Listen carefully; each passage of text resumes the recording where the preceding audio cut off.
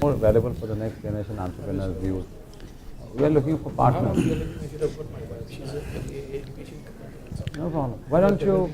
Excuse me. Help me find a partner in not. We'll start the next session, To talk, huh? which is self-X analysis, much more than psychometric test, by Mr. Santanu Bhattacharya. We are all eagerly Sorry. waiting to listen to him. Mr. Santanu Bhattacharya, please.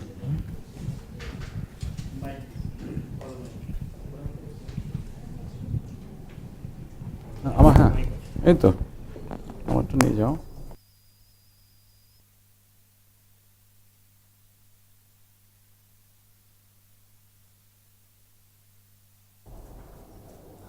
Hello. Yeah. Shall I start, Mr. Thakur? Good afternoon, ladies and gentlemen. One of the first questions which come to mind in any kind of a presentation like this is it one of those psychometric tests which are in abundance in the market? And my job in the next 15 minutes to kind of convince you or take you with my views that it is much more than that. And I hope that in the 15 minutes I bring you on the same page of mind. See, I had a pretty exposure to psychometric tests at a very young age of my professional life. Immediately after I graduated in mechanical engineering, when I was a maybe 21 or 22-year-old kid, my first job was a 2-year management training in England with a company called International Computers. They manufacture computer hardware, also into the software systems. And essentially, one of the first things that happened was that put me into a psychometric test to kind of determine whether I should be more that my future in the company will be more appropriate in hardware manufacturing or on the software services. Although it was seemed to be that I should be in the software, but I insisted that I'm an engineer, so I want to roll my sleeves and work in the production floor. So I opted for the hardware manufacturing. That was my first career mistake, but that's another story. At that point of time, I'm talking about 68, 69. These psychometric tests used to be more like that Jack and Beanstalk story. Everything is hunky-dory and so on and so forth, but nothing really comes out of it. But for some reason, I had developed a very positive kind of a feeling about these psychometric tests. And optionally, when I had an opportunity to sit for a couple of more, I did that. And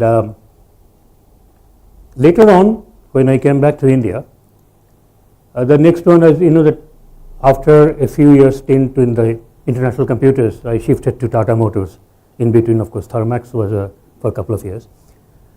And in Tata Motors, when we had been, the interviewing for graduate trainees from the students from all the IITs, we used to put them through these psychometric tests, and we used to find that a very positive kind of results in terms of the students are able to express much better than the otherwise.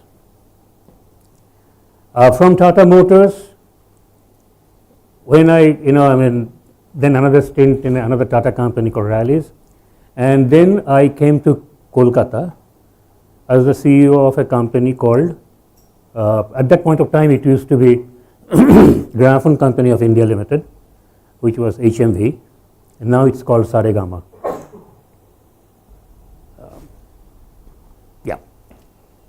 Now when I came to Saregama, I found that there are three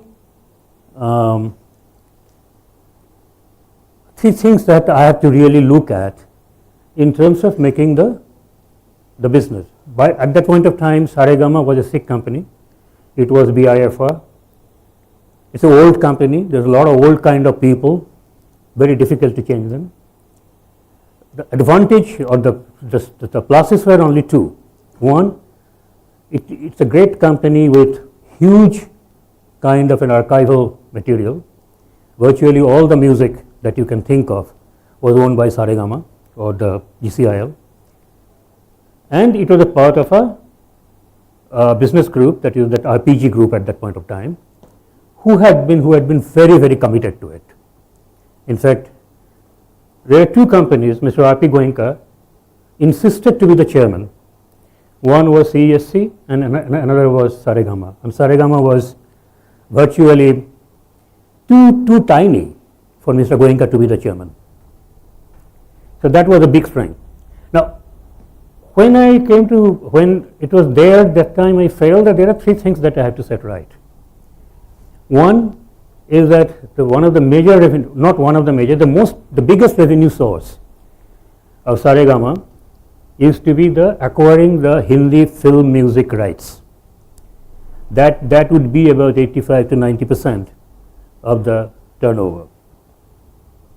And my God, dealing with people like Randhir Kapoor and likes of Rishi Kapoor and Dharmender, was quite an ordeal. There was another area was that the piracy was rampant, and we had to stop the piracy to protect our sale of our cassettes and CDs and protect the revenue. And the third one was the earning the royalty from the product which had been in their archives. I do not know whether anyone of you know, is that the International Phonographic Act or Indian Phonographic Act requires that every time a music is played, whether it's in a street corner or in a hotel or in a function, the royalty has to be paid to the owner of the asset. But that was not coming. Nobody really had any kind of a control over the the calculations of it. And that one back of the envelope calculation showed that if GCIL or Saregama didn't do any business at all and could depend only on the royalty, then it could have earned about 800 crores a year. And that's the revenue which is equal to profit. Now, to do that, one has to be very aggressive. You need a very aggressive team to the extent of being street fighters. Stopping piracy requires local mafias, the police, and unless the music company people, they themselves have the attitude of a street fighter, you really won't be able to do anything. And so what I told the HR guys, that why don't you get me a few people who are extremely aggressive street fighters, so that that we could put them in the sales team. Usual psychometric test was there, and we got some. We could internally change some of the people into it who are pretty aggressive by nature. There has been some results, but it's extremely difficult to. It's not difficult.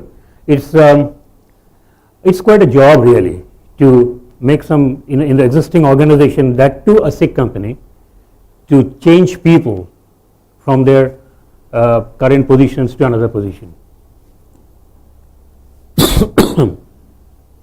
3 years of very interesting life there. Can I have the next one? Can I have the? Yeah. There was a joint venture made between RPG Group and Rolls-Royce Power Engineering PLC. The business used to be the refurbishment and modernization of the existing power plants. And the owners wanted me to take over as the president and CEO of that company. And almost 15 years before that, in the last 15 years, I did my mechanical engineering, but I had nothing to do with engineering. Frankly, when I joined this company, except the spelling of power engineering, I didn't know anything about engineering. I generally, before the HMVs and the Tatas, I had a essentially financing jobs, and I left Rallis to join. Rallis is a Tata company. From Tata Motors, I shifted to Rallis. I was general manager of finance. But then, okay, I came into that. So here is a company which is a hardcore engineering company. The CEO of that company doesn't know anything about engineering except at some point of time studied engineering. So I had to have a lot of people who are very strong in their domain knowledge of engineering. Now, it was not difficult, and I had to take some 50 odd engineers because the business was, quite a lot of business was there. These were people-oriented business. The more the people, more, the business is there that you needed a lot of people. And so we had about 50 odd engineers recruited in the next 1 year. We had no problem of getting people because, by the way, Rolls-Royce, I think that people still have this thing, the Rolls-Royce cars are manufactured by Rolls-Royce. It's not. Rolls-Royce cars are now manufactured by Daimler-Benz. Quite many years back, they sold off the car business to others. It has two divisions. One is the aero engine, like Pratt & Whitney, GE, Rolls-Royce engines are there in the aircrafts. And another division was the power engineering. So we didn't have any problem of getting people for the simple reason is that the name of Rolls-Royce and RPG, the two big names, the training in UK in the Rolls-Royce factories, good money, and so the profile was very high. So I could get the people. But I still wanted to have the psychometric test done and ask the HR people that I would like everybody to be put through this kind of test. Now, mind you that, if I find someone is brilliant in engineering, but in terms of psychometric test didn't conform to my requirement as a CEO, I still take him. Because that the strong knowledge in engineering was the primary requirement. I had a general manager who came from Tata's, brilliant engineer, very strong achievement motivation, but had the tendency to be a bull in a china shop. Given a little opportunity to him, he will be a bull in a china shop. Now, that was not acceptable because the power plant will have engineers who had been working in those companies, in those plants for a long time. You cannot go to them and that these 35-year-old engineers, and because they are very good, they are very arrogant. And you just can't go to them and tell them that what you are doing is wrong, and nobody at the age of 55 will be accepting that kind of a thing from a young chap, almost like his son. So my mandate was very clear that be an advisor to them, be nice and good to them. So therefore, in one company, it was a street fighter. One has to be street fighter. In another company, it has to be the engineers people will have to be very modest, very nice, very friendly. And and both went through the psychometric tests. And when I look back, I find that very honestly, I must honestly admit to you that I thought that if I had SXA at that point of time, things would have been much different. We did get some positive outcome from it, but it would have been much more had there been an SXA. So therefore, when, I've got just another maybe 7-8 minutes left. When I look at SXA to the psychometric tests, I find that there is a major difference between the two. And that's really that my way of establishing the hypothesis that is it much more than a psychometric test. SXA is highly business focused. It's business oriented. Whereas at that point of time, I mean, I do not know, there must have been lot of improvement in the psychometric test of late, which I am not aware of. But the psychometric tests are very individually focused. I think, in my opinion, this is the major difference, and therefore, I subscribe to this hypothesis that SXA is much more than a psychometric test which are available in the market. Having done that,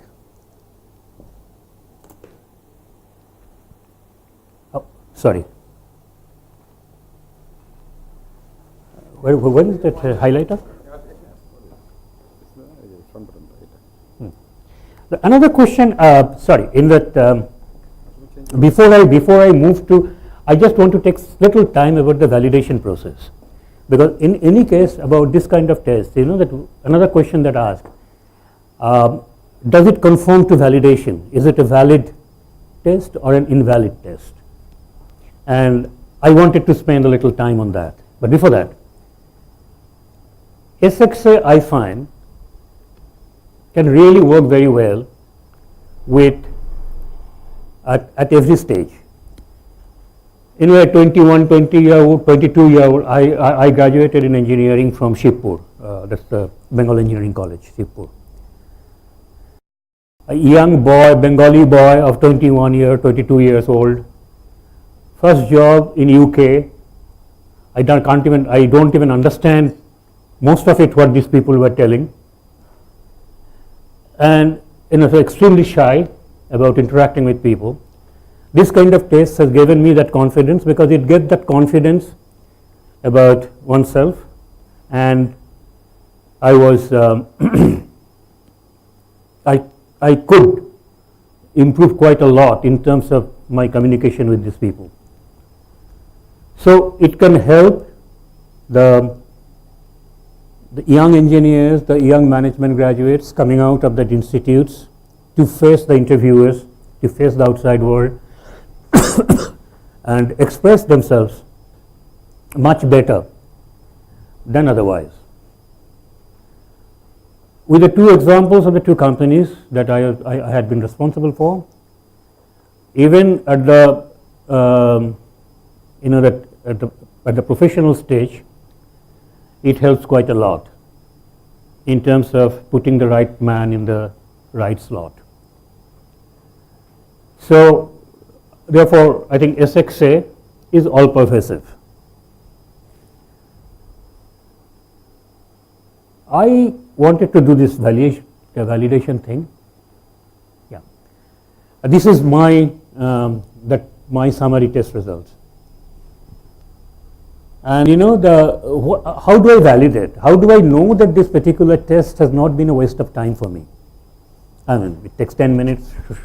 Shaurya says 10 minutes. I might have taken 15 minutes. I've got plenty of time on my hand now, no problem. But still, why should I waste my time? So I've been trying to do some validation. Now, when I had been writing the test, I was writing the test as if I am the CEO of either Saregama or the RPG Rolls-Royce. So therefore, I did not have really safety and security needs. So my dysfunctional safety and security need, but my functional belonging and love needs, this is one validation number one. I mean, had it been otherwise, I would have been extremely worried about the validation issue. My second validation is, I mean, these are not statistical, this is purely logical. My second validation is synchronized energy, choice, consequences, team leader presentation. Now, yes, the team leader. If I am the team leader, I would have the choices and consequences. I would be necessarily, delivering the synchronized energy, because I have to carry my people, carry my team with me, and I have to be in the presentation. So this is my second validation, that these four as a group looks very logical to the profile that which I had been taking the test for. My third validation is that if I am the team leader, presentation, synchronized energy person, then certainly I am not a salesman and looking for your customers. So this functionality is my third level of validation. Okay. There are two things I haven't touched. One is the giving and receiving empathy and purpose in life. Frankly, purpose in life, dysfunctional, I haven't understood it. I have to someday sit with Sharoop and find out that what he means by purpose in life. But giving and receiving empathy, what I thought is that is it's reasonably close to belonging and love needs. But then why in one I am functional and the other I am non-functional or dysfunctional? Then I realized, then I thought that giving and receiving empathy is to some extent suffering fools. I am okay with that, but with a lot of efforts. At the end of the day, I really can't suffer fools. And if I have to really put myself in the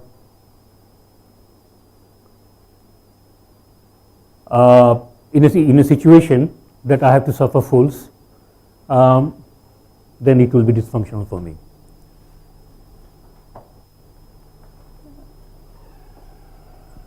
These are the scores, and again I find that there is some validation in the scores also. My material, what is the MD is material dimension score is a high 74.5. My spiritual dimension score is 62.8.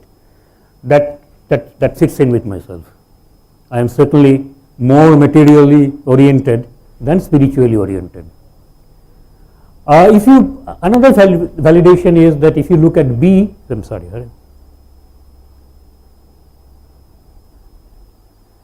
If you look at B, behaviors of effectiveness, which is 74.5, and entrepreneurial profiles 80.9. These are the two high scores, and these are again quite related to each other. So that is my fourth level or the fifth level of validation. So in conclusion, I believe that it is much more than a normal psychometric test. I also believe that it's quite a valid test in a very limited sample of myself. Thank you very much.